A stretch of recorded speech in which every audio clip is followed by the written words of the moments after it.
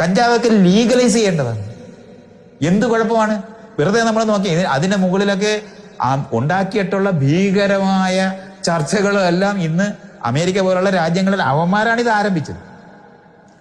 അവിടെ പകുതിയധികം സ്റ്റേറ്റുകൾ ഇന്ന് ഇത് വിൽക്കാൻ പറ്റും. കേക്ക് കഴിക്കും, സകലതാനും റിക്രിയേഷനായിട്ട് ഇത് കൊടുക്കുന്നിടത്തായി.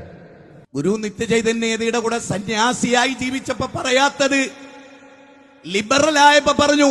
ലിബറലിസത്തിന്റെ അപകടം എന്താ? ഇതാ ഈ കാണുന്ന മനുഷ്യൻ എത്ര ഫോളോവേഴ്സാണ് അയാൾക്ക്. കഞ്ചാവ് ലീഗലൈസ് ചെയ്യണം എന്ന് പറഞ്ഞാൽ ആയിരക്കണക്കിന് മാതാവിന്റെ തലയെറിയുന്ന മക്കളെ സൃഷ്ടിക്കുന്ന ബുദ്ധിയില്ല. ഞാൻ എന്റെ അത്ഭുതം എന്തറിയോ? ഭാഷാപരമായി ലോകത്ത് നടന്നിട്ടുള്ള പഠനങ്ങൾ, ഭാഷയുടെ തുടക്കം, ഭാഷയുടെ ഉത്ഭവം, ഭാഷയുടെ വളർച്ച, ഭാഷയുടെ സമ്മിറ്റിലേക്കുള്ള പഠനങ്ങൾ, ആ ഭാഷാശാസ്ത്രം പഠിച്ചാൽ ഖംർ എന്ന പദം, ഇത്ര ആപ്റ്റായ ഫിറ്റായ ഒരു പദം ബുദ്ധിയെ ഇല്ലായ്മ ചെയ്യുന്നത്. കോവിഡ് വന്നു, ലോകത്തെ തകർത്തെറിഞ്ഞു.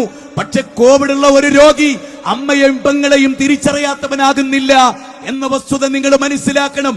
അമ്മയാണോ പെങ്ങളാണോ എന്ന തിരിച്ചറിവ് നഷ്ടപ്പെട്ടാൽ, സ്റ്റീഫൻ ഹോക്കിംഗ് വികലാംഗനായിരുന്നു, ലോകം കണ്ട റാബിയ വികലാംഗയായിരുന്നു, അനേക പേരങ്ങനെയുണ്ട്. പക്ഷെ അവരുടെ ബുദ്ധി പെർഫെക്റ്റ് ആയിരുന്നു, ആരോഗ്യമുണ്ട്, മസിലുണ്ട്, കരാട്ടക്കാരനാണ്, ഗുൻഫു ആണ്, ഫുട്ബോളറാണ്. പക്ഷേ തലക്ക് വെളിവില്ലാത്ത കഞ്ചാവടിച്ചാൽ പിന്നെ നടക്കുന്നത് ലോകത്തെന്ത് എന്ന് ആരോടാ പറയേണ്ടത്? ഡെയിലി വരുന്ന പത്രവാർത്തകൾ, ഡെയിലി വരുന്ന ചാനലുകൾ, കാമികളുടെ മുഖത്ത് ആസിഡ് ഒഴിക്കുന്നവർ തുടങ്ങി ലോകത്തെന്തെല്ലാം കഞ്ചാവ് ലീഗലൈസ് ചെയ്യണം എന്ന് പറയാൻ. ശരിക്കും കേരളത്തില് ഒരുപാട് നിരപരാധികൾ ജയിലിൽ കിടക്കുന്നുണ്ട്. ആഭ്യന്തര വകുപ്പ് കൈകാര്യം ചെയ്യുന്ന വിനീതനായ മുഖ്യമന്ത്രിയോട് അറസ്റ്റ് ചെയ്യാൻ തന്റെ ഇടമുണ്ടെങ്കിൽ അറസ്റ്റ് ചെയ്യേണ്ട കൂട്ടത്തിൽപ്പെട്ട ആളുകളായി.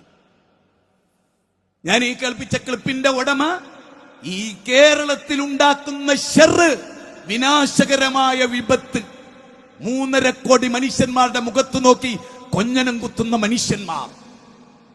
അടുത്ത ക്ലിപ്പ് നിങ്ങൾ കേട്ടോ? നമ്മുടെ ഇന്ത്യയില് സ്ട്രോങ് ആക്കണമെന്ന് തോന്നിയിട്ടുള്ള ഒരു നിയമോ അത് ഞാൻ ഇപ്പൊ പറഞ്ഞു കഴിഞ്ഞാൽ ശരിയാവുമെന്ന് എനിക്ക് അറിഞ്ഞൂടാ. കഞ്ചാവ് ലീഗലാക്കണം, കഞ്ചാവ് ലീഗലാക്കണം, വേറൊന്നും ഞാൻ പറയണില്ല. കഞ്ചാവ് ലീഗലാക്കണം, അതന്നെ. Smoke weed fly high. കഞ്ചാവ് ലീഗലാണെങ്കിൽ നമുക്ക് അത് മനസ്സിലായോ? പാവം ചെറിയ മക്കളോട് ചോദിച്ചിട്ടാ നമ്മുടെ രാജ്യത്ത് തോന്നിയാസം നിയമമാക്കുന്നത്.